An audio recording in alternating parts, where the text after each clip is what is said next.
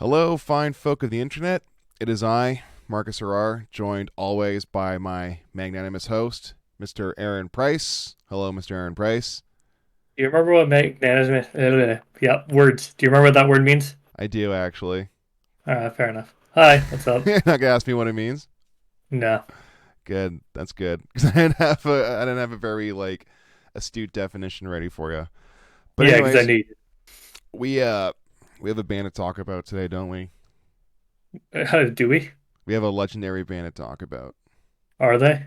I believe so. Okay. Wouldn't you agree? No. What do you mean? I mean, I know people talk about them, Mm-hmm. but I don't Very know. positively. Yeah, for some reason. Perhaps the least controversial band we'll probably ever cover, unless Aaron has Well, some dim-witted things to say to make the internet angry with us. anyways, yeah, we're talking about Necrophagist, Yeah, a man. tech death band From Germany, from Germany. featuring such amazing members as Hans Grossman, Marco Miniman, Christian Munzner, and our main guy Mohammed. I'll refer to him from now on as Mohammed because I super cannot pronounce his last name. I'm just not gonna try. I interviewed Hans Grossman at one point. Oh, really? Yeah. What'd you guys talk about? His solo album Cool, cool. His recent one? Was that long ago? uh, a couple years ago. Interesting. Is he a nice fella? Yeah, he was. There you go. You didn't ask about Necrophagist, did you? Nope, because I didn't give a shit. It's a very sore spot, I feel. So, for those aspiring Probably. journalists, Probably. I don't know. yeah, I was probably told I wasn't allowed to, but I also probably just didn't care. just didn't care. So, I take it right off the bat, you probably weren't into this. This was probably the first time I've ever listened to Necrophagist. Really? That blows my mind. So, Yeah. surely you were aware that there was hype around them when they were a Oh, thing. I've known them, but I just never really cared. Interesting. Why didn't you care? I don't know. Probably because everyone kept hyping them up, but their last album came out in 2004. Mm hmm. Mm hmm. In a way, it's kind of And like a Winter Sun kind of situation, isn't it? They only have like two albums, Better Son, they have more than two. three. I think they have four in an EP or something Okay, like that. fair enough. I don't know. I also don't like them, but that's because they're a bunch of douchebags. Classic example of a band that has very very little archived material, but incredibly influential, legendary. People will never shut the fuck up about that band for this band as long as they are remembered, which might be forever for all we know. And famously, last album came out 2004. They toured extensively, did some pretty awesome gigs with Summer Slaughter a bunch of years in a row. They toured all over the world.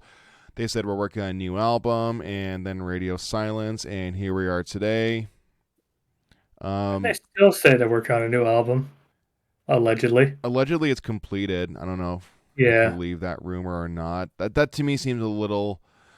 It's believable if, for example, the last album or the newest, whatever they were working on, they just thought it was too little, too late. Maybe they think it was up to par. And that's a I mean, discussion for later, though. yeah, the band just ceased to be, so With no official breakup, too. No official announcement of hi. All we heard last from them was yeah. hey, it'll happen. Just hang out. And people have hung out indefinitely, and here we are. That is it. Two albums and Two no demos. third. Yeah. I will go over the demos really briefly. I don't know if you listened to them. Um, No, I pulled a U. that's fair. So the very first demo is a 1992 demo, and this is when Necrophagist was just like a full-on gore grind band. There is I think six songs off the first one, and straight up, man, it's basically just like fucked up cryptopsy, like really gore grindy, super fast, really unclear, really gurgly kind of vocal style cryptopsy. I feel like I should have just listened to those. You might have liked it. I'm not sure. Um, I mean, I didn't actually really care that much about that first demo. Honestly, it's cool as a really fascinating project, and it's definitely ahead of its time. Honestly, that's like actually like a common trend with this band. Really, is that like even their gore grind stuff? Like this thing came out in 1992, and I think it's honestly just way more advanced than a lot of the other death metal that was coming out at the time. Like I'd rather listen to like that Necrophagist demo than like any Pestilence album, for example, or any Nile Yeah, album. I guess Nile's a little bit later than '92, but that's fair. it's brutal, it's Uh, fast, it's blast beaty, it's really really intense stuff. Honestly, very intense. Like I said, I didn't listen to it, so I'm just going off you. yeah. And then there was another one in 1995, which actually contained two of the songs that are off of the first album.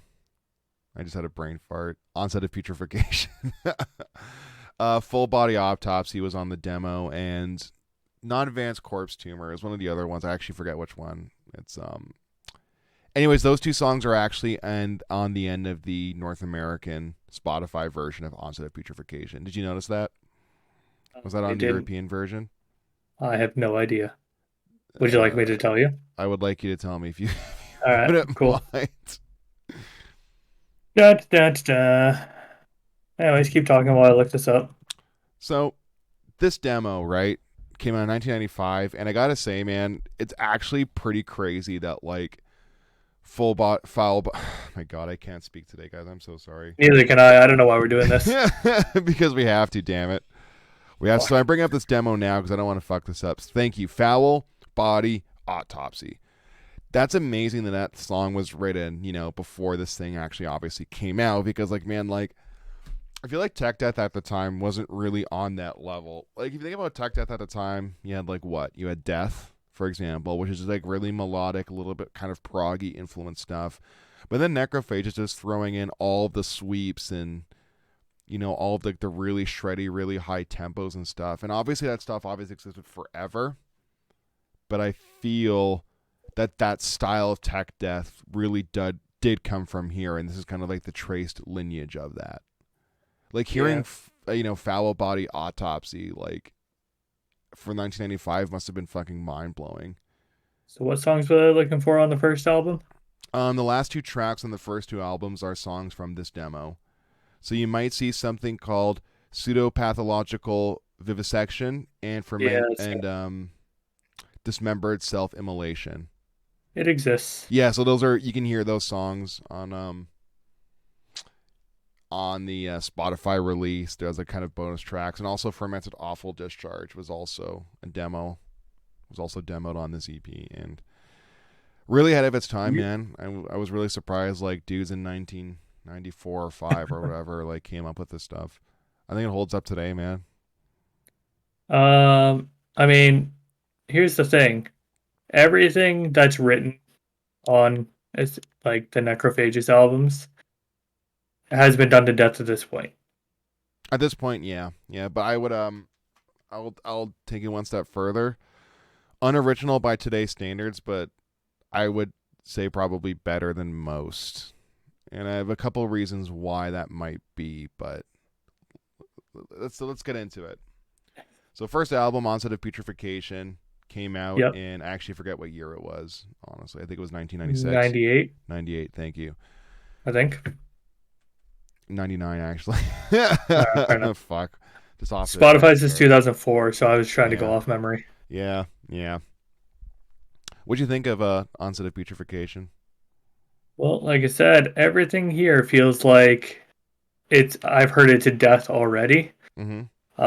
That's basically going to be my general consensus of Necrophagist. If you're a big tech death guy and you've not listened to this somehow, I don't know how. Uh, I mean, you may as well just hear where everything came from. But at the same time, if you're not super super into tech death, it's kind of a must listen. But at the same time, you've heard it all before. Um, Beyond Creation's done it.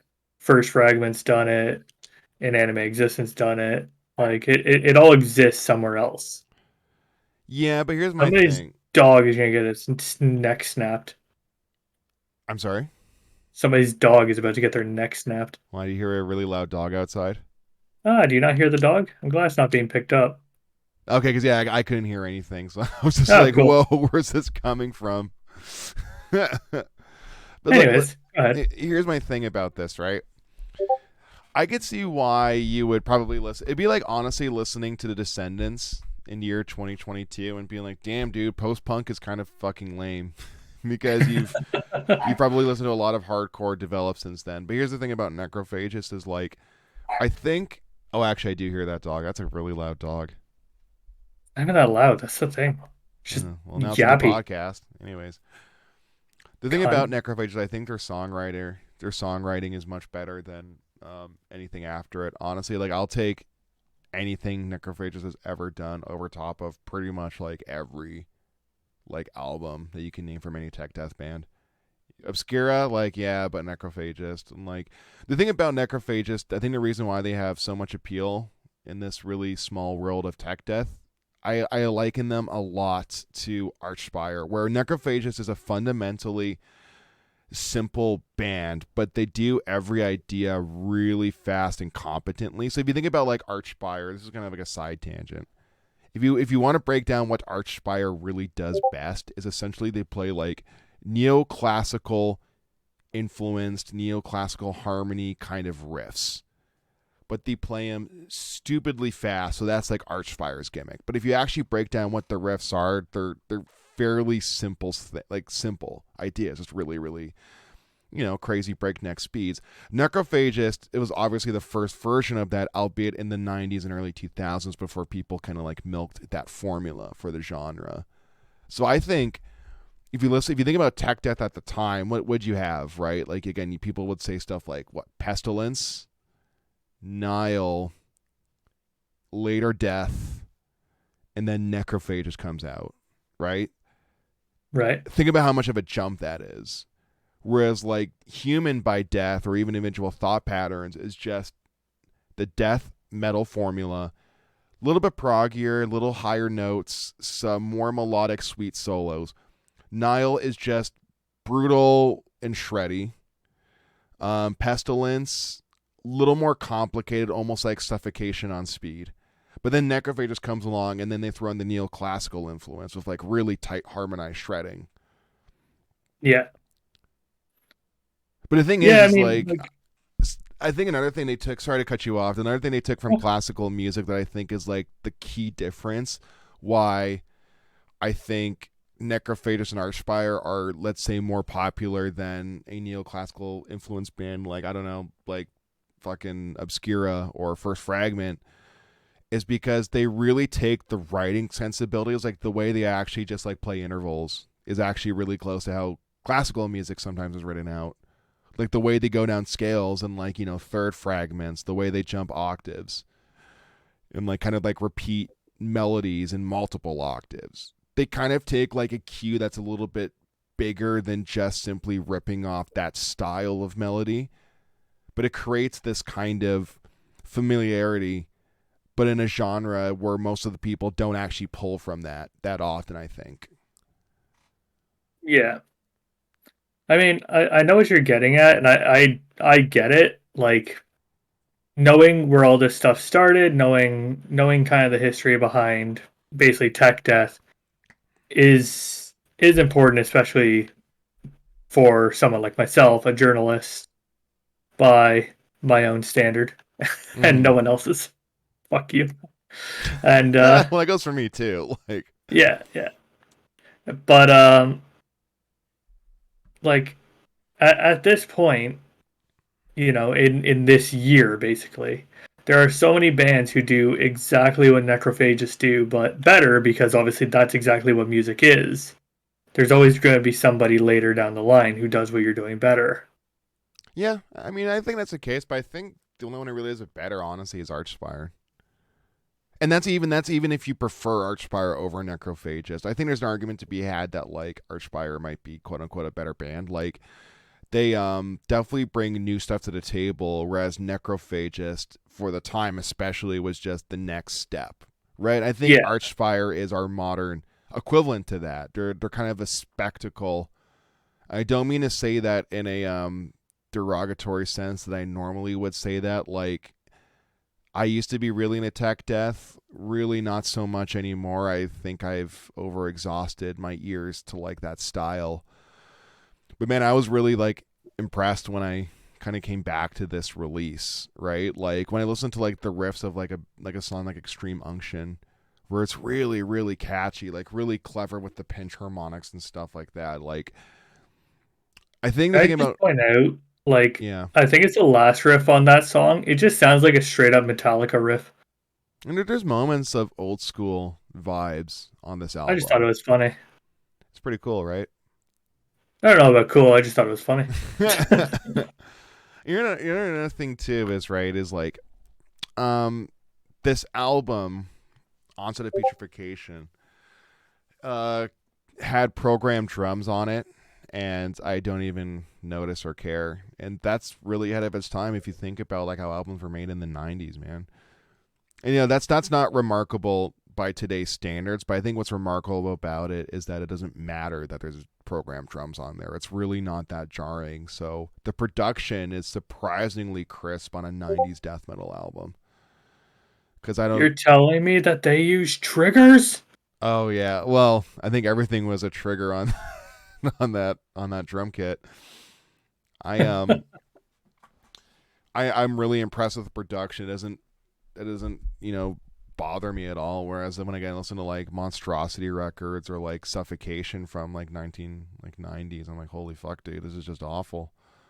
Yeah, Not to it's say the rough. music's bad. I love Suffocation. I think Monstrosity is also like a great band, and same with Pestilence. I don't mean to take the piss out of them, but like, man, their albums do sound pretty fucking grindy. And that's the thing about tech death, man. I think tech death is honestly at its worst when it sounds just like muddy. Like if you're gonna play really fast, I want to hear it. It's like that's the problem Yeah. with old school recordings that have like double bass is that like they didn't have the production know-how to make that cut through.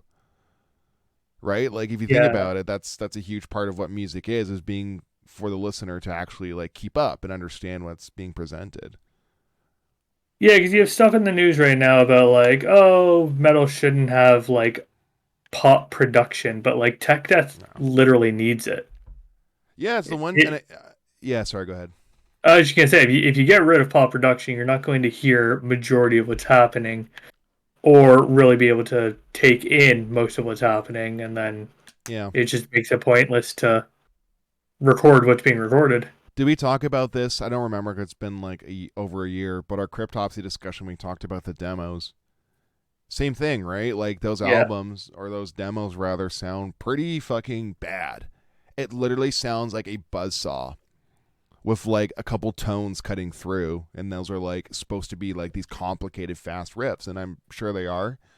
But I mean, hell, if I can hear it, man. And like, if you listen yeah, to, if you listen to the last two tracks on whatever country you're in, like the Spotify of Onset of Putrefaction, you get to hear the production. And like that 1995 demo, considering it's a demo, it's pretty okay production. Obviously, it's not great considering that's obviously the Foul Body Autopsy. The album version obviously sounds infinitely better. Kind of goes without yeah, saying.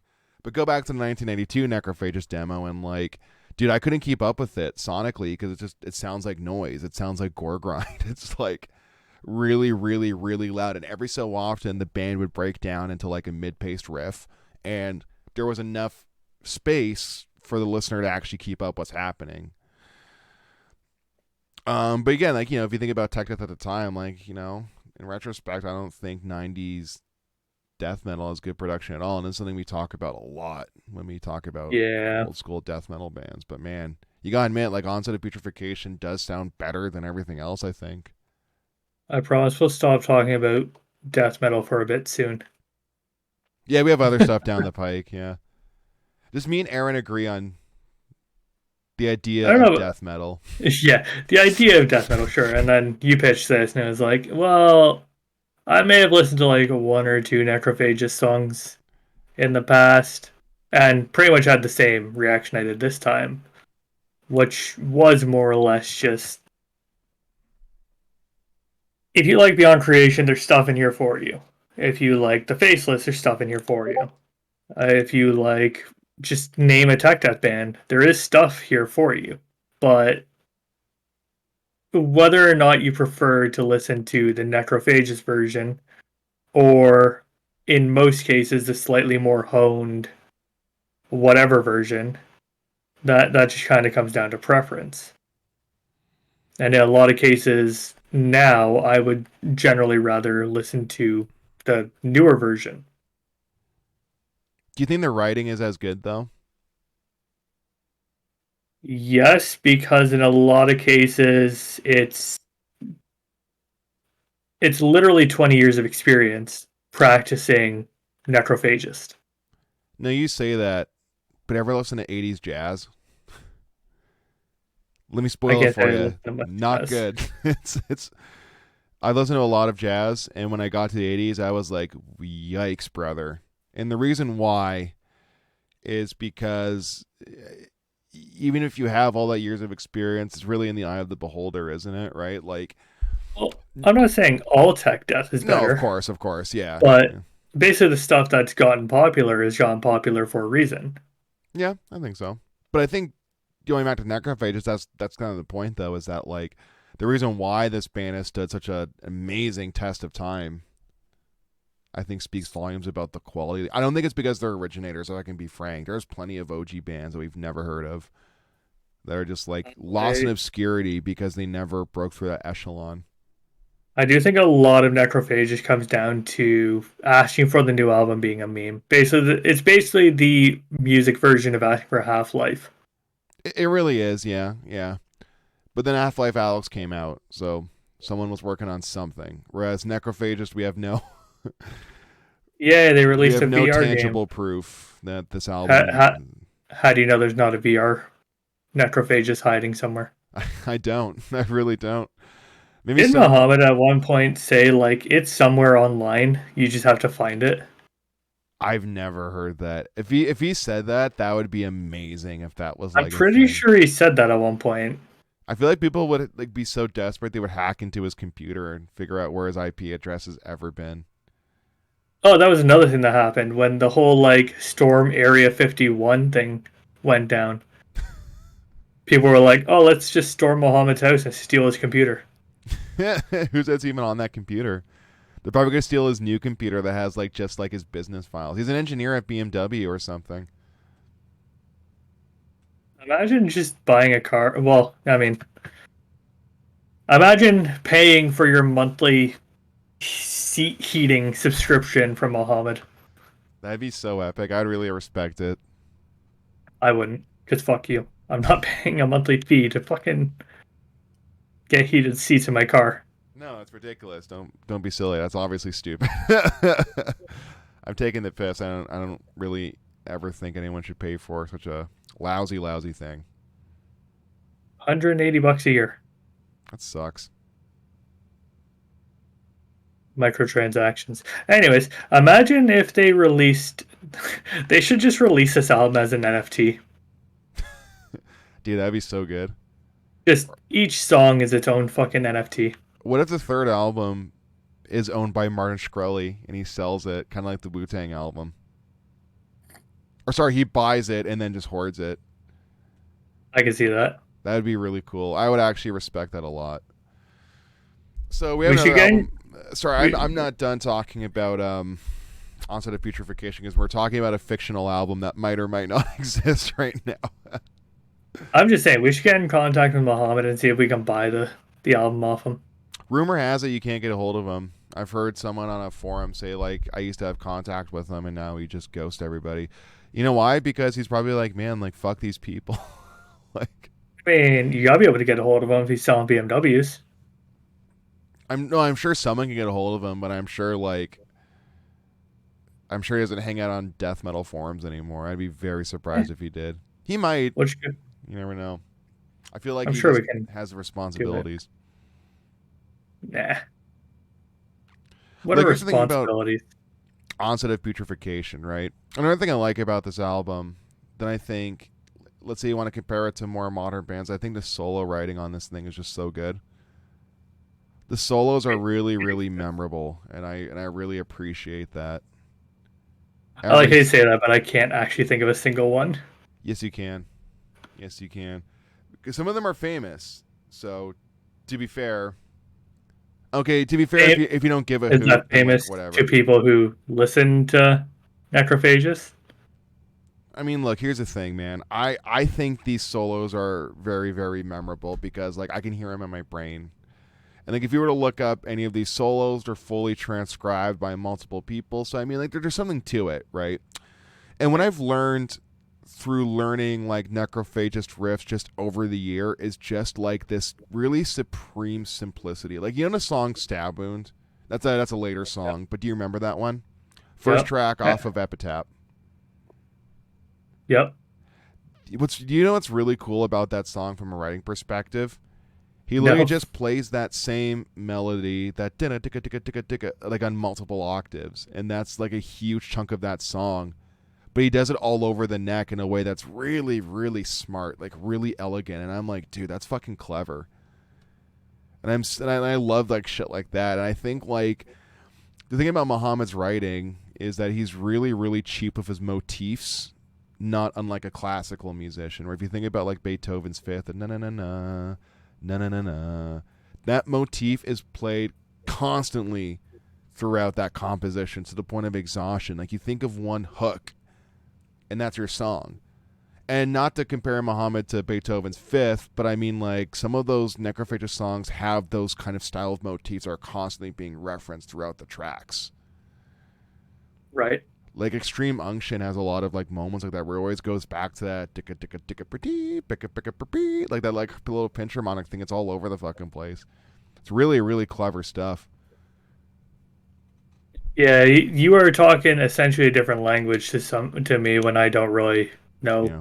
much when it comes to writing music. Look, basically, I'm like that old guy trying to explain to you why the Beatles were awesome. And part of my argument with Stein the same, where it's like, nah, man, you should have been there. like, Didn't you just tell me that the Beatles suck? yeah. We're talking off stream or off podcast. Yeah, the Beatles suck. We will not do an Yep, episode about the Beatles. I might do a tier maybe we list. will. I think that'd be Yeah, I funny. think there's too many albums to do. No, they have Uh, 9. Whole episode. Is that it? Yeah, they only were banned for like 8 years. Huh. Are you looking at the Beatles discography right now? I'm going to. You probably listened to half of them without even knowing it. Well, I would definitely know it. Like I can think of a handful of them, but Probably listened to Rubber Soul, no, definitely. Sergeant They were a band Pepper. for 10 years. Crazy. Yeah. I think Nirvana was a band for less years than the Beatles. They have 14 albums. Are some of those Sorry, like 13. really? Yeah, Does that include or exclude like live BBC recordings and exclude. dude, I think it was 13. What the fuck? They have 13 albums in a compilation. Well, I guess they did put out a lot of stuff like in their early career like when they were more of a pop band. Their They output was a little bit were quicker. they averaged 2 albums a year for the most part, Ah, that'll do it. unlike Necrophagist. Yeah, their track record's not so great with releases. So They're not officially not a band, but they're not a band. they're not a band. I'm I'm gonna sorry say to it. anyone. Yeah, I'm sorry to anyone who doesn't want to hear it, but they're not a band. They don't exist You know anymore. my policy about bands are? Bands are a time and place thing. If I miss out on the time and place of one band, plenty more will exist. Yeah, and there are plenty Plenty of more. Necrophagist bands out there, so just listen to them. I have seen many bands that have been very hyped up. Like this year alone, I saw Turnstile and like Lorna Shore, and those bands are like stupidly hyped. I basically caught that wave, so I mean, like Really, your review reaction videos certainly didn't spike that you caught the wave of Lorna Shore and Spirit Box. yeah. Yeah, So what? none. That's the whole point of that shit. So fuck it, just making fun. Yeah. So anyways, It, it it, really, does- it doesn't work to make fun when I can't fucking speak. yeah, you're really fucking this up, Aaron. So anyways, Necrophagist decided after about 5 years of this amazing piece of art that they would like to do the same thing again, and they did. But this time with Marco Literally. Miniman on drums, and it was fucking awesome. No, sorry, it was a Hans Grossman, my mistake. Marco Miniman was Literally a the live same thing drummer. again. I'm sorry. Literally the same thing again. It is literally that, but more modern, and man, I fucking love it. Yeah. It's so good. Like if you've heard the first album, you've heard the second album. If It's you've just a heard the little bit. second album, you've heard the first album. The production's a little bit cleaner though. Yeah. But You yeah. you want to know a funny part about this album? From a musical songwriting point, every Sure. single song is 240 BPM. I know this because I've learned like one or two riffs from each song. That's high. That's It is fast. high, but I think what's hilarious about that is it's very rare where you have a band that actually does that. Fun tip: Rings of Saturn did that. Many, many, many other songs are in the exact same tempo. I mean, many Rings of Saturn sounds the same, so makes sense. Yeah, yeah, and you could argue the same of Necrophagist at a certain point, right? Like every Necrophagist song literally is the same idea, essentially just remixed and remastered. Well, I wasn't gonna say that, but you are absolutely correct. I was just gonna try and be But I nice. don't. The difference between you and I is when I say it, I don't mean that as like a boring thing because like their songs are short, like really short. Each song has like one fucking awesome hook, and that's why this band works so well for me, Aaron. Is that they're a hook centric death metal band. We don't get enough of those, man. I want to But hear the there's no fuck. variety, is the thing. No, there's variety. There's Not variety, and really. only Ashes Remain. You break down into that slow waltz section. Yeah, I mean, yeah. You have That moments that like that that, li- right? like I'm not saying that I'm using hyperbole. There's no Sure. variety in a hyperbolic sense. Yeah, I see what you're trying to say. Like the overarching ideas are repetitive. Yeah. And yeah, it's kind of where I kept getting lost. It's just there's very little takeaway. There's very little to let you breathe, so you just zone out. You see, I almost agree with you because that's how I feel about a lot of tech death these days. But the only difference is when you break it up with the hook. And that's why I think this genre maybe has fallen off for me is because the more that I progress as a writer and blah blah blah is I kind of crave certain aspects and Necrophagist surprisingly gives me those things. And like here's the thing about Beyond Creation, like that's a band I used to really like. These days I don't ever care to revisit the recordings. I kind of get the point, especially their newer stuff like the Algorithm. Like man, there is like it's not very hook centric. It kind of just goes and it goes on and it goes on and like everything that happens within that time stretch is good, but I don't remember a fucking thing in retrospect, right? And I'm surprised you're having this Shit, algorithm. reaction with Necrophage. I think like their songs are riddled with like cleverisms. Eh, like I said, it's like it is time and place, and it is no longer that time and place. There are bands, plenty of bands who do exactly what Necrophagists do and have those hooks and have all that other stuff that would be deemed good. And obviously, the other side of that is I have also very much fallen off of tech death and not really caring about everyone wanting to play as fast as possible. So I don't know. Like maybe if I were to catch this band on the right day, if I were just trying to come on, it'd be fine. One or two songs in a row is fine, but this is not a band I would sit down and listen to a whole album for. But if you decide to, it wouldn't take you very long because your albums are like 30 minutes even. It's pretty fucking great. Yeah, but at that point, I'd rather just listen to like Black Dahlia or Skeleton Witch. Yeah. But here's the thing. Here's the thing, though, is like I cannot get this off my chest enough, right? I really think that like this is I liken Necrophagist to Queen, whereas a lot of bands have done the whole vaudeville, theatric, theater kid style rock opera shit. I don't care though, like because Queen exists and Queen is like the only version of that I think is exceptional, right? You know, like you could say that about like I think that's another reason why Dream Theater is so popular is like yeah, how many prog bands exist? Like a plethora, but of that era of prog, it seems like Dream Theater is the only one that maintained any momentum and relevance. But how many bands are taking exactly what Dream Theater did and mastering it? probably a lot by this point because I remember when I was getting into prog, I got into prog music pre-gent, right? So pre-gent prog, for those who remember their youth in like 2007, 8, you guys might remember this, but there was a shitload of like European prog bands that were essentially literally just Dream Theater, like the exact same format. You had a guy with a really high, like kind of whiny voice with like obnoxious keyboards that sounded like they were making fun of like Arabian Nights, and every album cover was like some weird like fucking CG guy in a desert or whatever the fuck, right?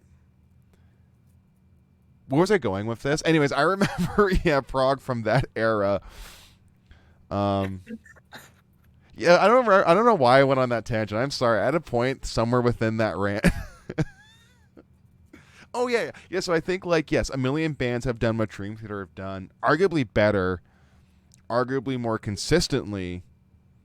But you already missed the boat. It'd be like if a fucking theatrical rock band came out where they're essentially just Queen.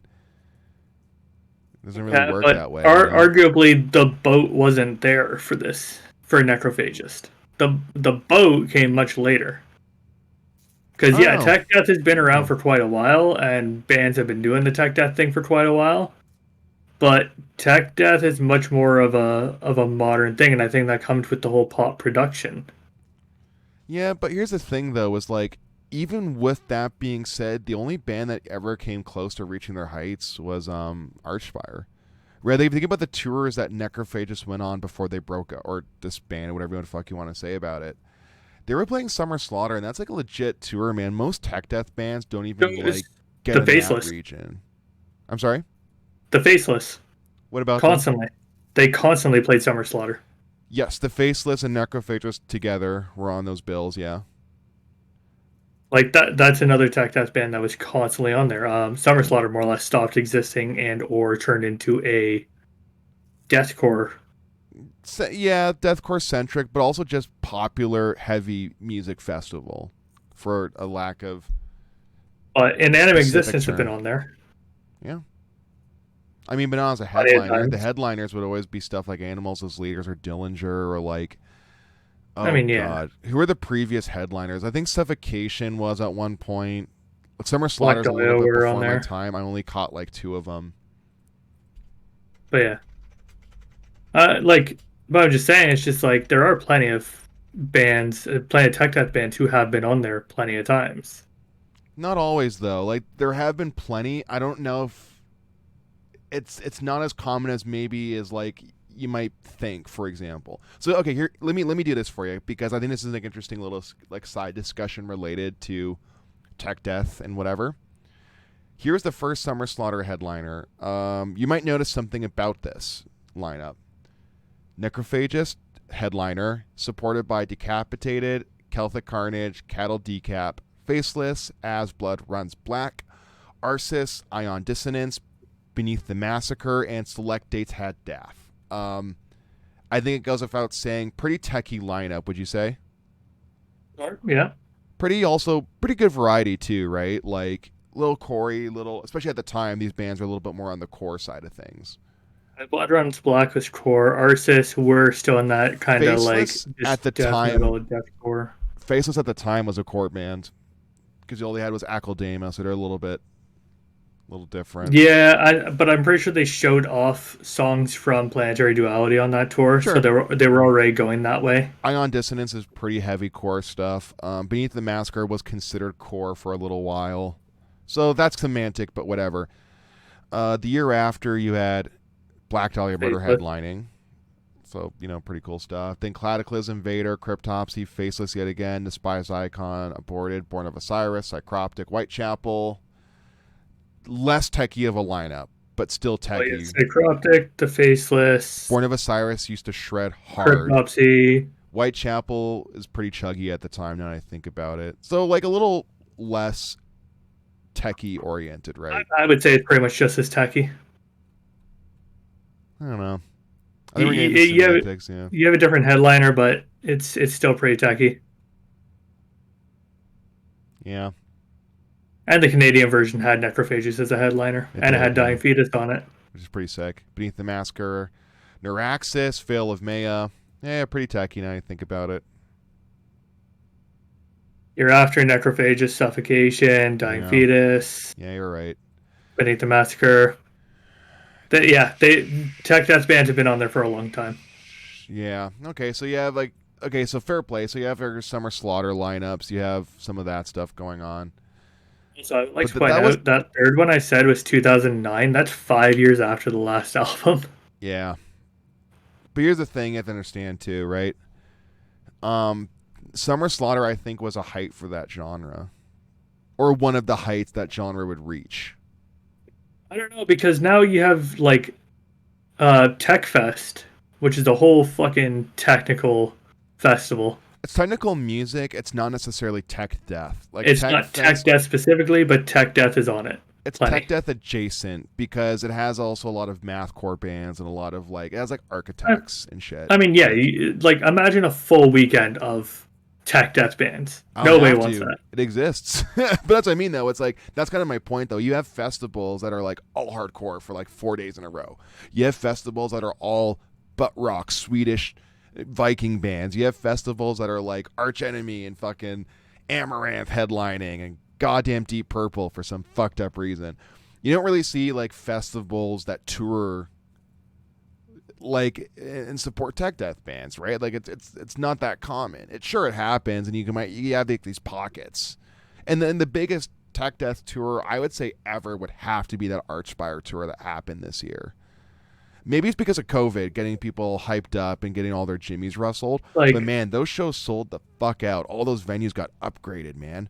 That's the thing crazy. is right now everyone's touring with huge lineups of bands that everyone wants to see together because of COVID. Yeah, Using this year and probably the next couple of years as an example for anything kind of doesn't work for that exact reason. I want to agree. I really do want to agree, but at the same time, if that's the height that it reaches post because of a pandemic, then I guess like so be it. But you gotta admit, Like man, that was pretty incredible, right?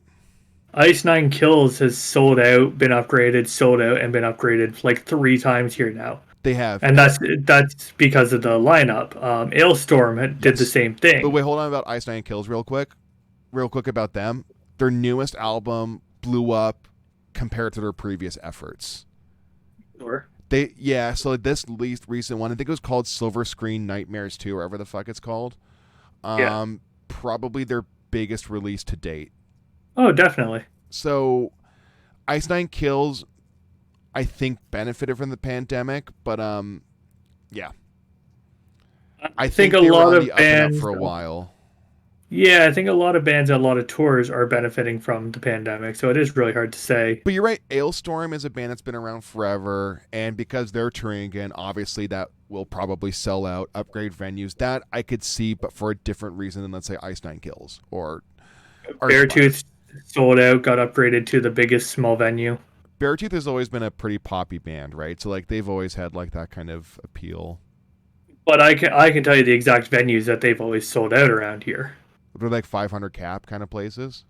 Yeah, maybe 1,000, and now Yeah. they're upgraded to like 4,000. Did they have a new album that came out that got really popular? I don't really know Beartooth particularly well. I've not heard anyone talk about them. I think it's out of our Yeah. wheelhouse because we don't hang out with like poppy metalcore fans usually. As for example, it's like Eh, Bad Omens is massive right now, and I've seen them play live. I've never heard anyone come up to me and say I fucking love Bad Omens. I like Bad Omens. They're good. I really like them That's, live. yeah, I saw them They're a they're while re- ago. they're really Anyways, solid. I keep going off because I don't have shit to say about Necrophagist. Well, I think the discussion around Necrophagist is almost more interesting. This is like our System of a Down episode all over again. But like, here's the thing: if you Yes. look at the numbers that Necrophagist gets, in spite of only having 2 albums, like on Spotify, they have like 60,000 monthly listeners. That's a shitload, man. Yeah, Because they haven't put out an album in nearly 2 decades. I that's a think lot of really disappointing people. Epitaph is almost old enough to drink in America. Like Yeah. that's wild, dude. That's fucking crazy. If you think about like another band that's like you and I talked about this. I remember this is like I've been getting a Nam flashback. When you and I did the Beyond Creation episode, we were talking about how they're probably one of the bigger tech death bands, right? Is that fair to say? Yeah. We Yeah. we also pointed out their monthly listenership sits around 29,000-35,000 Yeah. people. That's a lot. Like that's nothing to Yeah. sneeze at ever. But then you have Archspire, which is right now at a cool 100 something. That's a Yeah. huge for a band of that genre. It is. And Necrophagist being at like 60,000, I think speaks volume of their influence because of how little they've put out. Really 50,000. What's the exact number? I don't have it up in front of me. 53K. Okay, so yeah, like quite a bit considering, like, again, a lot considering the circumstance. Sure. You know what I mean? Like that's pretty wild because tech is obviously really hard to get into for so many people. And again, if we're talking about like the Bad Omens Spirit Box audience, this is not even like on their fucking radar. Like this is like stuff that a lot of people, like, we're nerds, Aaron, we have to be honest. And even though like some of my taste is kind of basic bitch sometimes, we're still fucking nerds. This is nerd Here's shit the we're talking thing about. is you're right. It is hard to get into, but a lot of, I mean, you can pretty much vouch for this. A lot of tech fans would just listen to tech and only tech. Yes. And that's pretty much who's still listening to this. You don't have your regular death metal fan who just keeps up with death metal and knows Necrophagist, likes Necrophagist. They're not really going out of their way to listen to Necrophagist because of exactly this. There hasn't been new music. It is just Right. the old school fans, really. I very, very much doubt that they're bringing in new fans on the daily. On the daily, no. I think people will discover them through happenstance and especially memes in the case specifically of Necrophagist. Yeah. So it's like they're really not getting any new fans. It's all just people who have already been there. I think that's fair to say, but I think because that influence has clearly been so strong, like there's got to be something more to it than just being OG. There are plenty of, like I said, there's plenty of OG bands that suck, and you and I both know that. Yeah, there's plenty of OG bands that suck, and they get a lot of numbers. Not always, though. But you're right, sometimes that is a thing. But, yeah. 6 Feet Under are sitting at 100,000. I know. It's not good, my friend. So, yeah, there are plenty of OG bands that suck that get high numbers. Yeah, but 6 Feet Under is not OG, are they? I would argue they're OG. Haunting came out in 95, right? Yeah, So in the same year, Foul Body Autopsy came out as a demo. right. We were a very weird civilization. In the same year, I came out of a womb. Yeah, it's pretty metal. Metal. It's pretty metal. So yeah, now... Anyways, yeah. so what do you think should happen when a third album comes out? If a third album were to come So I out? just want to finish my thoughts about Fine. Epitaph. Spit out your thoughts. I think this album's great. As someone who It's all right. doesn't care less about tech death these days, I was very, very, very happy to revisit them, and I really appreciate what they're doing, what they did. Sorry, I just phrased that in a weird way. It's a fine album. I'm not saying it's bad. I'm saying if you're into tech death and you somehow don't know Necrophagist, you should probably listen to this album. I'll do you one better. But be ready because you'll have heard everything on this album done to death. If you are into any music that is essentially heavy, more on the deathier side of things, I would recommend you at least check it out. Because I've seen some weird opinions. Like I hang out on deathcore forums. I actually do see people name drop Archspire and like Necrophagist quite a bit. Yeah, I mean, wow factor. Archspire do have an overlap. There was a lot of overlap, which is pretty interesting. Anyways, yeah, now we should talk about the elephant in the room more so. Yeah. So if a third album were to come out, what do you think the reception would be? And I'm going to say that both from a fan standpoint and from a journalist standpoint. Journalist standpoint and fan standpoint would almost have to be the same because I feel like No, most, you don't think so? I I think it would mostly be highly disagree. mostly highly. Okay, here's my thing is that I feel like because most journalists are inherently fans of something, they're already Yep. kind of, their perspective might be jaded unless this is literally just like a thing they do. For example, like if you were to cover the new Necrophagist album, if that were to be a thing, your perspective would be so different than like the average person. Like if you're a death, like if you're like a metal sucks guy and you're like the tech death dude on that like staff, you're probably gonna like shit your pants a little bit, and you probably would be overcome with like third degree hype, right? There's definitely gonna be some hype. Most times when you review an album, you have plenty of time to go through it, like a handful of times. And I think once that hype is gone, I think if you are a tech death guy, it will basically come around to they've missed the boat. Like all this has been done. It's good, but it's nothing groundbreaking.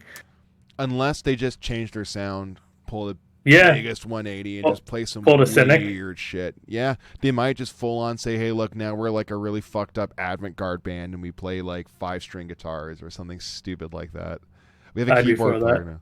Yeah, it'd be weird, like, but hey, look, like weirder things have happened. Like, if you look at Considered Dead going into fucking Obscura by Gorguts. It's a pretty big Yeah. change, you know what I mean? Like, say what you will about Gorguts, or I'll do you one better. Fucking Considered Dead going into From Wisdom and Hate. It's not even the same planet. You know, like Power Metal from Pantera going into fucking Vulgar Display of Power. Yeah. Not the same shit, right? So I mean, like, I don't know. It depends, man. But I wouldn't be. But here's the thing. Also, we have to remember too. Like when Necrophagists decided to fuck off. Let's say it was approximately 2011, because obviously they toured throughout the entire 2000s. They pretty much stopped touring around 2009, 10. You want to just like say Yep. they were essentially a band for 20 even years. If you Yeah. think about it, that first demo came out in 92, which is reasonable to think that Muhammad and co were playing together long before 1992, or at least, like, you know. So Necrophagist is not fucking. They were old by the time they stopped. They were grown ass adults by the time they stopped. I And they would want to be. have a career. I know, they probably want to have kids too. Lame. Yeah, dude, I think if Necrophagist released an album, if it was like, so Muhammad, do you remember this, by the way? This might be inside baseball. Right around 2008, when like Necrophagist was like headlining all those summer slaughters, he had a signature guitar. Do you remember this? No. I'm not gonna pull up a picture so I don't interrupt the stream.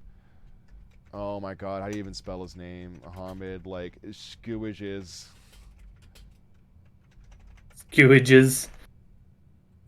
Oh my god, Yeah, like I think fans will lose their shit, but I don't know how much people are really gonna care if Necrophages were to release an album. I think they It, would it and care, and it is it does follow that same like Half-Life 3 thing. Like yeah, everyone wants it, but it's more of a meme at this point. I think for the most part, it's just like if it were to happen, they'd be like, "Oh, cool," and everyone would play it, and then nobody would talk about it again. yeah. So the signature guitar, by the way, very short lived. I remember actually seeing one in the flesh. There was a 7-string version of it at one point. No, Virgin was right. So here's what I'm thinking. So the reason I think that's important, the reason I brought this up, is because I imagine that what Necrophagist essentially did at one point was essentially turn into a 7-string version of this band, Right. which by today's standards is not novel because every tech death band plays on extended range. In Yeah. fact, all death metal in general plays in those tunings. But coming from Muhammad, it doesn't hit the same, right? Like, just a thought. Yeah. You know, I don't know. Like, who knows what that album was supposed to be like? I think this is a Half-Life 3 situation where there was so many versions of Half-Life 3 that got canceled. I imagine, like, that there was a shitload of Necrophagist songs that were written, possibly demoed and recorded, that just sat there. And they said, nope, not good enough, hit delete, and got rid of the session. Yeah, Happens I just all the think of time. fucking Nathan Explosion Yeah, it in happens, man. Yeah, Dude, you know how many songs on my computer that I've wrote for previous bands are on my computer fully demoed? Countless. Devin. Countless like songs that are demoed that'll never see the light of day. I'm sure Necrophagist has like a fucking folder of this shit. And maybe it's bad. Who knows? Maybe it actually does just suck and they were like, yeah, not up to par. Maybe they lost passion. Maybe they toured so much, played all the big shows and said, this is it. Like, what else can we do from here? Release an album. They Nirvana'd themselves. They Beatled themselves. They couldn't do anything after that. Like, what if the Beatles released another album? Who fucking cares? Led Zeppelin I mean, released an album. didn't when did Sorry. everyone die in the Beatles? I don't know about George Harrison. I'm pretty sure he died in the 90s, but John Lennon was shot in 1980. And the Yeah, Beatles have fair been enough. broken up for about like 11 years. Like, I think they broke up like 70 or 70. 69. Yeah, So fair it'd be enough. like if the Beatles got back together and released an album in like 1978. It would have fucking sucked, dude. It would have been like, especially because rock music turned into prog, rock music turned into Queen at the time. But maybe you're right. Maybe that would have been Necrophagist. Maybe they would have just ended up being like generic. But I would like to think that like a really smart creator would be able in the right hands to do it. Like good comebacks happen. Like I think new At the Gates is actually better than old At the Gates. I don't know if that's a hot take, but like their new shit's fucking awesome. Yeah, I have no idea if that's a hot take actually, but Like, still, but yeah, to be fair, do people talk about new At the Gates? No, they kind of not just talk really. Yeah. about Slaughter of the Soul and like those first couple other albums. I don't. No one really even talks about out the gates anymore. In fairness, Yeah, they're a little past their prime, but to be fair, dude, they're also one of those bands where they're like a legacy band, right? Like pardon my French, they're a fucking European festival band. they really are. They are literally a band that kills at European festivals when they're sandwiched between like Arch Enemy or Amon Amarth. When they're sandwiched between like like something along those lines. Like they're like the band that plays after Unleash the Archers or some like other fucking festival shit. By the way, You not to saying talk shit Unleash the about Archers are festival. just a festival band? No, they're not. I'm just saying because they would kill in that market because like listen to Yeah, them like they're yeah, obviously like a festival ass band. Like imagine a yeah, bunch of definitely. drunk, sweaty Germans hugging each other while fucking Unleash the Archers playing. Yeah, I mean, I've seen video of it for Crimson Shadows. That's the name of them. No shade, by the way, on festival ass bands. Like I get it. Like it's a thing. It's what people aspire to do is play festivals. So fuck it. Yeah, fuck it. If that's your If you can do it, most bands can't. So most bands never will even dream of it. yeah, I yeah. I Third album probably won't be great if it were to happen. It won't happen, so it or doesn't matter. if it does come out and it's good, it just won't be as good. That's kind of what Yeah, that's the alternative that people never talk about when they talk about comeback albums, which is the yeah, reality of comeback albums. And this is like literally Metallica's Hardwired, right? That album came out. Is it a good album? Yeah, right? It's a good yeah. album. Sure, fuck it, why not? It's boring for me, but it's a good album by conventional standards. Why talk about Hardwired when there's like five other albums in that catalog that are just way better? It's the same thing. That's If fair. Necrophagist were put out a third album, it can be a solid 7 out of 10. Like an album that you and I are both like thumbs up, recommend. But then I could say, well, I just prefer Epitaph, and maybe I that's true for better reasons than others. Maybe it's because I I don't. aged. I don't know. I wouldn't even put it at that where it's like, oh, I'd rather listen to Epitaph. It's just like with especially comparing this to Metallica, it's like yeah, I mean it exists, but like, why would I listen to an okay album when there's all these new bands releasing much better stuff? Yeah, And I think that's part of my issue with Necrophages as a whole is there's all these new bands releasing what I would argue is better stuff. yeah. Whether or not people think I'm wrong, that's fully on you. I don't really It's care. fully on you. Fully on you. Yeah, I'm not gonna say here and convince you why I think this band is better than the rest. I think I've tried to do it, but then I got sidetracked. I talked about Dream Theater and shit like that. I And don't Summer care. Slaughter, I think we did more for Queen on this and the Beatles. Fucking love Queen. I don't ever care if Necrophagist 3 comes out. I just don't care. Yeah. I don't care. I will listen to it. Obviously, if it comes out, I'll be like a little bit like excited to listen to it because there is a part of that youthful part of me that would have given a fuck. But what I'm trying to say is like I don't bank on it. Like my life is going to be perfectly fine because obviously I've moved on and I've moved on to other things and my I'm not tastes have hurt evolved anymore, and I stuff. swear. What? I'm not hurt anymore, I swear. I moved on, man. It's like Half-Life 3. I don't care if Half-Life 3 doesn't come out. I have If I Half-Life 1. if I don't believe in it, it can't hurt me. Kind of. Yeah, show us where on the doll that Necrophagist 3 hurt you, Aaron. It didn't because I don't fucking care. It didn't happen. Didn't happen, folks. So maybe it will. I don't know. But It again, won't. I so many other things in Half-Life my 3 life. won't happen. It won't happen. Half-Life 2's happened. I'm sorry. Which all oddly Uh, came out the same year as Epitaph. So a little fun. I said Half-Life 3, you fuck. You said 2. I said 3. Your mind said 3. Your lips said 2. Your face heard fucking shut up. Anyways, that was Necrophagist. Yeah. We have a YouTube, an Instagram, and a Facebook. You may find us at Deep Dive the Sky. Yep. Let's try this again. You may find us at Deep Dive Discography on YouTube, Instagram, Facebook, and I suppose Twitter, but who cares? We also have a Patreon. Please subscribe to our Patreon. We really need money, or else Aaron will have to go back to the Ukraine and commit horrible acts of sin to support his livelihood. Yeah. Yeah. I'm sorry about this episode. It was very scattered. It's okay. I still love you. Was this a good episode? I don't know. Probably not. But guess what? It's going out anyways.